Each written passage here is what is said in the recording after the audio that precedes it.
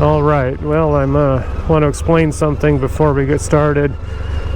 When we had our first child, first of 4 children, people's names all changed. Like my mom, her name was Graham Neal because the other grandmother was Graham, and everyone turned into Grandpa and Grandma, and anyway, my brothers all turned into Uncle something. So this video is for Uncle Ken. He's an uncle to my children, so I just call him Uncle Ken. Anyway, Uncle Ken he just bought I bought this motorcycle after, let me just start at the beginning. Uncle Ken and I grew up together. We rode mini bikes together. Anyway, when we were college age, he bought a motorcycle, and then later he did talk me into buying a motorcycle too. So that was when we were still young, and so we rode motorcycles together a lot. We worked up at Oakhurst, and that was a 55-mile ride each way. We rode together a lot. Anyway, we both sold our bikes because we got married and had kids. And after a long retirement, I bought this bike again. This is my dream bike, the one I've always wanted. And I asked Uncle Ken if he wanted to ride it when he saw me with it, and he said, "No, I would just crash it. Don't ever let me ride your motorcycle. That would be bad." And so I figured he was never going to ride again. But then all of a sudden I get a text from him that says, early Christmas present. And it turns out that a friend of his gave him a motorcycle. It's a Kawasaki Concourse. It's a 2008. This is a 2007. So his bike's a little bit newer than mine. And same miles. I had 13,000 on mine when I bought it. His was 13,000. And he's been riding it all over the place. So he told me that we're going to take a bike ride from Oklahoma to California. So I've been kind of thinking about that. Anyway, he wants a camera for his helmet. Asked me what my setup was. So I decided just to take a little ride to show him how it worked. And I have a little video I made showing the setup, so I'll show that right now. Okay, Uncle Ken, this is my HJC helmet with the camera setup I have. I have my GoPro mounted on the back here, right behind this vent, tilted forward just a little bit.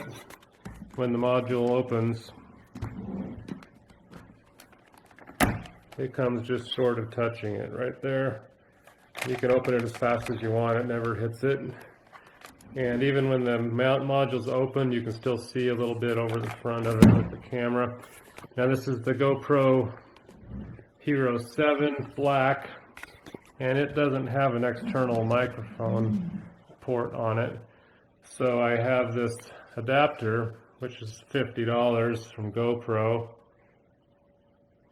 And it has the plug for the mic here, and then the mic is wired in behind the pads. This is for the communication system here, this microphone. This is the microphone for the GoPro right there, just tucked in the pads. And it works fairly decent. So I'm going to go for a ride right now. Well, I'm already on the ride, according to the video. But anyway, that's the setup I'm using right now. But there's one thing I noticed is that I had the wrong setting on this. And the setting I usually use is it's on wide now, and I usually put it on super view. Gives you more of a wide angle. You can see my hands on the handlebars, and some more things. One thing I did notice about the wide angle though is you can see what the speedometer says and the tachometer. I'll put some of that same road on there with the super view so you can see what the difference is. I made this video right after getting the camera, and I like how you can see the handlebars in my hands in super view. It shows a lot more of the countryside too, but it does exaggerate the speed you're going. It makes it seem like you're going faster than you really are. But I think I like it generally better than the wide mode.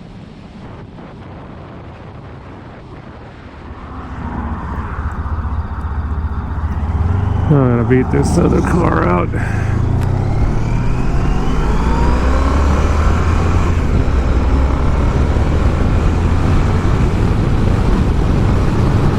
Alright, so here's the other thing that kind of chaps my hide, as Uncle Ken would say. So Uncle Ken was never gonna have a bike again, and I was all happy with my really cool bike and everything. And then all of a sudden, mine's sitting in the garage and I'm not riding that much. I'm doing all kinds of stuff I have to do, wishing I could go for rides. And he's sending me pictures and texts and that of rides he's taken in Oklahoma, and it's 80 degrees or 70 degrees or whatever, and it's in the winter time. And so that's like, I'm thinking, he's never going to have a bike, and he's showing me up on those rides all the time. So today I'm just going to take a ride and show him I can still do it. I'm going up to Pine Flat. Uncle Ken knows where that is, and I've got some friends that have some RVs up there at a campsite, and they're kind of fun guys. One thing that I told my brother is that the GoPro mounted on top of the helmet adds a little bit of drag, but not that much. But actually, now that I'm riding with it on top, I can really feel it. It also increases the noise level in this helmet quite a bit. For some reason, the noise level is quite a bit more. I'm only going 65, and it seems like I'm going 80. So I'm going 70 now, but it's a lot louder. Hopefully the audio comes through pretty good. But it'll give Uncle Ken an idea of what it looks like with this setup. He can set it up the way he wants. His helmet's also modular, and that gives it a little bit more challenge for the camera setup.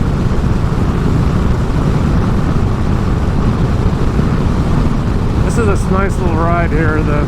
Uncle Ken used to ride this road when he was in college with his friends, and one of our friends named Flash had a 750 with a windjammer on it. This is back in the late 70s, early 80s. He told me he came back from here with some college buddies going 100 miles an hour, and that's just insane. I mean, I'm glad they all survived it. I almost killed my fiance and me on this road one time. I was riding along, and I took one curve not way too fast, but too fast. And my highway bar, when I started scraping on the road, I couldn't bank any further, so I just kind of went off the road into the gravel. And I'll point to the spot when I get to it. And I thought, no man, and there also was a bank going down on the right. I thought, well, I have to do something, and I was going fast enough that I didn't want to put my foot down, but I thought I'm either going to break my leg or I'm going to die. So I stuck my foot out straight with my heel first and just pounded my heel into the ground to try and stand the bike up, because it was leaning, it was already off the tires. And I hit the ground with my heel. The bike went up again, and it got up back on its wheels, and I was back on the pavement, and no damage, no problem, just back up and riding. and I didn't even hurt my foot. I was just so surprised that I pulled out of that accident. You know, the Lord definitely was with us, and really, I guess He wanted me to do more with my life than that. So I got a slow car in front of me, and oh, thank you.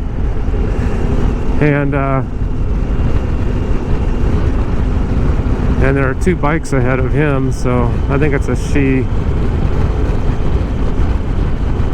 I think it was sunflower seeds that she threw out at me.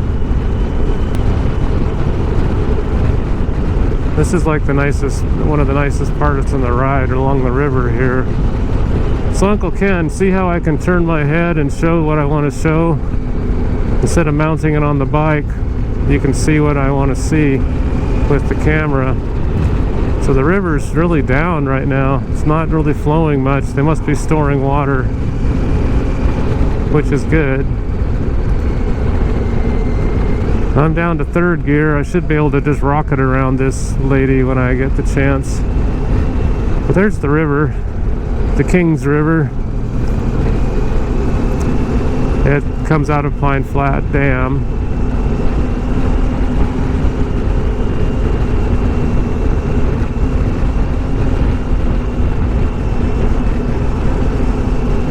Yes, well, this is a little disappointing riding behind an ugly car like this.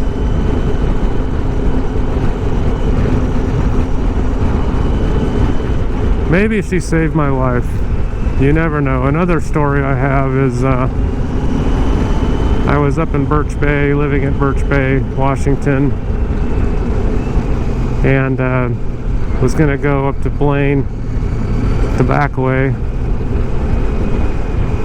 and I stopped at the store in Birch Bay to buy a newspaper, and my wife went in and grabbed the newspaper, and she came back out, and then she said, oh, I forgot to pay or something. Anyway, I can't remember what it was. She had to go back in the store for 10 seconds. And so she came back out. She got in the car, and I drove. And I went down to the end of the road, and I was going to turn right on the highway that goes up to Blaine. And see, I'd be stuck up there behind that car anyway. So really, I don't think I would be, actually. I'd be ahead of them. We're actually coming up to a house that my wife sold. She's a real estate agent. And this is the neighboring house is for sale. That's the house she sold right there. And they're from Los Angeles. Really nice people. He put a fountain in like he said he was going to. So anyway, as I was turning, I stopped at the stop sign and I was checking left. And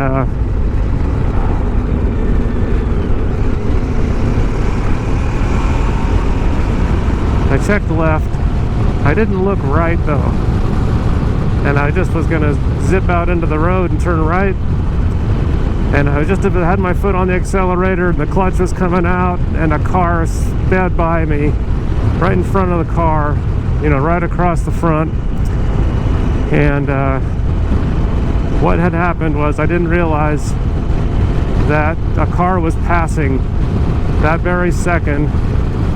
I was going to turn head on into it. Speeding car coming right toward me. Could have killed my wife and me before we had any kids or anything. But what happened, I've analyzed it later thinking Carol went into the store, was there for 10 seconds, came back out, and that little difference made all the difference in that situation. So who knows, maybe I always wonder if a slow car in front of me isn't just actually saving my life. So don't get too upset about things when, you know, your schedule gets messed up a little bit. God may just be doing you a huge favor without you even knowing it. Just trust Him. When I get onto the roads that are windy like this, I just kind of like to use a lower gear, so Someday I'll tell you my trick to knowing what gear I'm in. Like right now I know I'm in 4th gear without a shifting indicator, but see, there's a ratio between the RPMs and the speed, and at 3,000 RPMs I know what the speed is for each gear. I know it at 2,000 too, so I can tell either way. Oh, this guy's gonna get out of my way. I'll give him a little hand, even though I wasn't gonna go any faster than that. During the daytime I ride with my high beam on so people can see me, and I don't show him any mercy really. So he probably pulled out because my high beam was blinding him. It's actually still pretty bright even in the daytime. And occasionally, when I know there's no danger for me, I'll give a person a break and turn it off, turn it down to low beam. You know, like if I'm on a 2-lane, one-directional road and there's no cars around me and we're all going 20 miles an hour, you know, I don't know. Sometimes I'll show mercy. Of course, at nighttime I'll play by the rules. A low beam when there's someone near me, in front of me. Well, you know, I always thought that I can go drive faster in a car than I can ride on a bike on the mountain roads. But to tell you the truth, I never find no cars ever come up behind me, and I'm always coming up on cars like this. Oh, by the way, Uncle Ken, this GoPro Hero 7 Black has something about steadying. It steadies it's like when I nod towards that car, like this car ahead of me, I just nodded. The video should actually smooth out quite a bit. And like when I turn my head fast, it'll be smoother in the video than it is in real life. But you know, these cars are going super slow. And then I realized that when I'm riding with these nice tires that I don't feel any G-forces on the turn. Like I don't feel like it's trying to slide, you know, like my car would be trying to, you know, understeer or oversteer. And so I never feel that on the bike. And I think that I just actually ride faster than I do on in a car.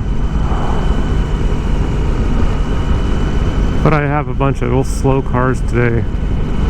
Sunday drivers.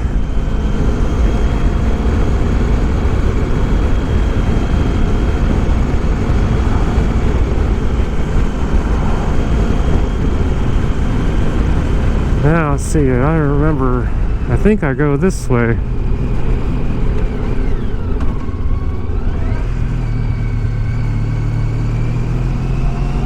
I think so. I never know until I get to the store that says find me later, or it's called the I Forgot store. That's it. This is the right road. So this is the I Forgot store. When you come up here to camp and you forgot something, you can go back there and get it. And we're almost there. I talked the whole time.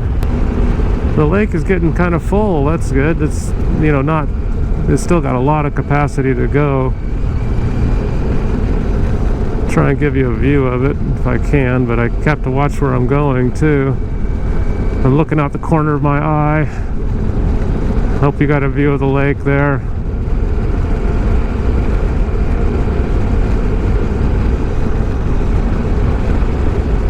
Their campground is right down here. I didn't tell him I'm coming. I just asked him on Wednesday if he was going to be coming up here. He said he was. Hopefully he's here. I want to bring my metal detector up here and play around in the campsites here.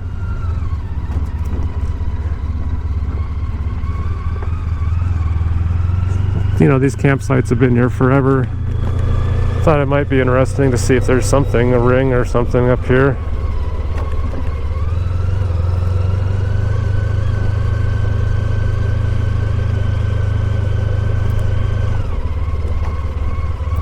Okay, so Uncle Ken, this is where I'm going to sign off, but this is how the camera works. My visor's open now, and I had it closed most of the way. And it seems to work either way. A little better with it closed, I think. Let's see, where are they?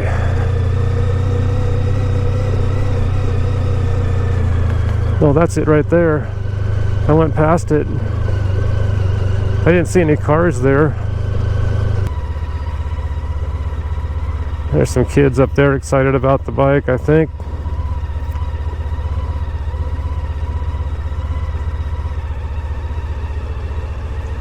Yeah, I don't see anybody here. I'll pull in anyway, just see if somebody's still here.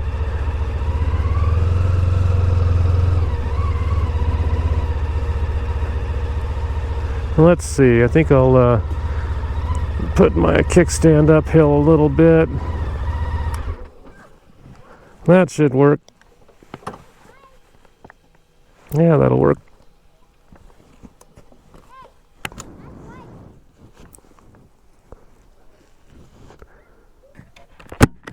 Alright, so the modular is open now. You can see how much visual ability it has now. So this is the bike I'm riding.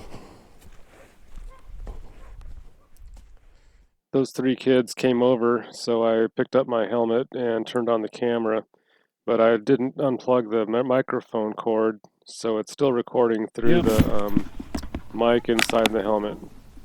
Yeah, what? What's a topper? A topper? Chopper. Chopper. You have a chopper? In Fresno? Kerman.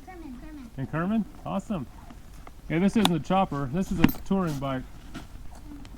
Yeah. I like the street bike. This is a street bike. Oh, it's street? Yeah, it's a street bike. What did you say? Yeah, actually it looks like a Harley to me. Well, they both have two wheels. Did you see anybody here before? Was there a car here today? Yeah. No. Nobody's been here? No. Well, I see a car right there. I think there was a car earlier here. They left. Yeah, here. They said they were going to be here today. Were you actually vlogging? Pardon me? Justin thought. Say again? Justin thought you were vlogging. I was. Because the camera that's on you. Yeah, actually I got you on camera right now. Is that okay? Yeah, that's fine. Okay, you might be on YouTube. I don't even know your name yet. I'm Doug. Huh? Doug McNeil. Oh. Nice to meet you. Nice to meet you too. So there's nobody here? All right.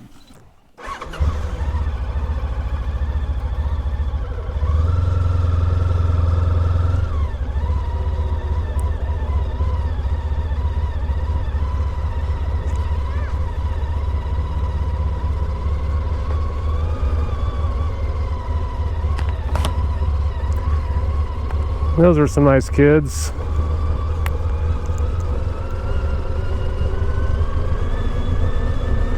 Well, it looks like we missed them.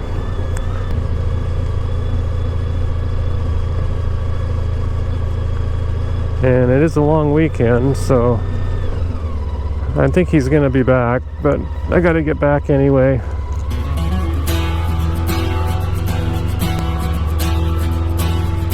Alright, well thanks for watching, and we'll see you next time. But until then, I'm Doug McNeil, and I'm a help a brother out kind of old guy.